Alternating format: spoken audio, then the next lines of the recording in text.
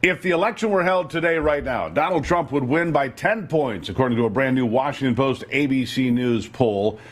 Shocking numbers. Joe Biden's numbers, 37% support. Shocking to me because I don't think it's actually that high. I mean, who do you talk to that says, man, I just like Joe Biden?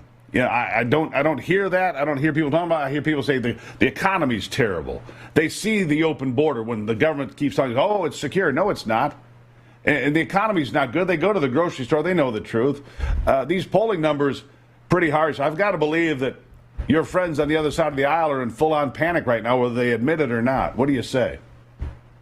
Well, I go back and take a look at 2016, 2020, even 22. Number one, why are we even talking about polls? When have the polls been right in the last number of major national election cycles? They've consistently been off. The second thing is, this is an outlier poll. Most of the other polls that have been out there have shown a much closer race.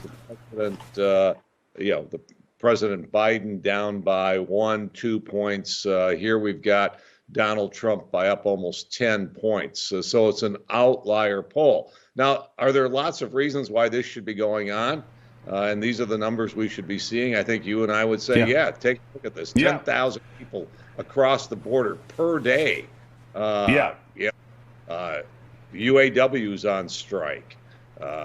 People are still getting hammered on inflation. And you go on down the list. And, then you've got I think Fox is reporting, Biden makes 3 gaffes in 2 days, 3 speaking gaffes. Well, he repeated the same story.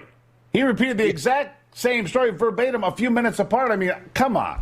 This guy's not driving the boat. This guy can't run a bath, let alone run the country. Seriously.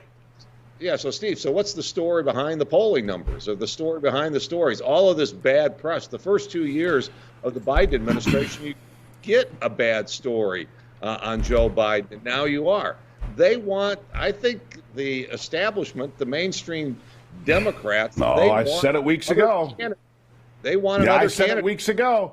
They took the gloves off. They decided they didn't want Joe Biden anymore about 3 months ago. I talked about it on this show in depth back then. I said, look, there's been a change of attitude by the media, and as a result, Biden's numbers. I don't think the poll's an outlier. I think the poll's pretty accurate based on people that I talk to, Democrats that I talk to, that say, I'm voting for Trump this time. I'm sorry I ever voted for Biden. And there's a number of them that I've had that exact conversation with. People that were independents or, middle of the road kind of, lukewarm Democrats saying, I can't believe I voted for Joe Biden. What a mess. All right, so we know where that is. I want to move on to a couple other things because obviously there's an indictment inquiry going on. You've got Hunter Biden facing felony charges. And now you've got a high-ranking Democrat Senator Bob Menendez of New Jersey indicted again for bribery and taking payments and enriching himself. They found $500,000 in cash in his house, stuffed under the mattress, literally, in clothing, in a safe in the house, plus gold bars. It's unbelievable, Pete.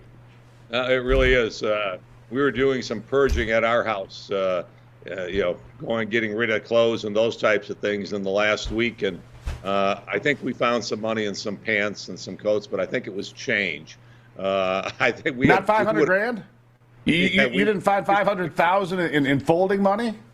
We wish we could have found maybe $1,000 in folding money or something, but nothing. I mean, this may be the time that Menendez actually goes down. Everything I'm reading says the evidence is overwhelming. Obviously, he is innocent until proven guilty.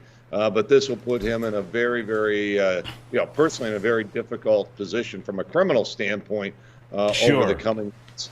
It puts the Democrats, along with the Trump polling numbers, the thing that they're starting to worry about, Steve, is, the depth of what could happen in an election. There goes the Senate for the Dems.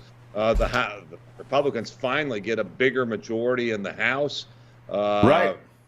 So, but, Republicans didn't have a great week on the ethical front either. You got Boebert, the congresswoman from Colorado, having a bad week. You got the congressman in South Carolina, shacking up with his mistress a couple of months after he had the Faith and Freedom rally at his farm. It's like it is Well, and unbelievable.